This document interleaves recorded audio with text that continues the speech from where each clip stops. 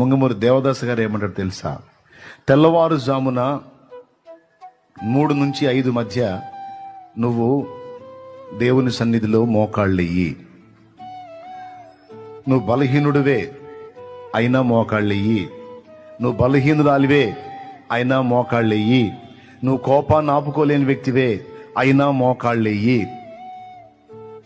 నువ్వు శరీర ఇచ్చల విషయంలో అదుపు లేని వ్యక్తివి అయినా వెళ్ళి మోకాళ్ళు వెయ్యి. దేవుని సన్నిధిలో ప్రార్థన చెయ్యి, కనిపెట్టు.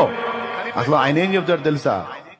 అసలు ఏ ఆలోచన రానియకుండా వెళ్ళి మోకాళ్ళ మీద ఉండి ఆయన సన్నిధిలో మౌనంగా కనిపెట్టమంటాడు. దాన్ని కనిపెట్టు ప్రార్థన అంటారు. ప్రతిదినం తెల్లవారుజామున వెళ్ళిపో.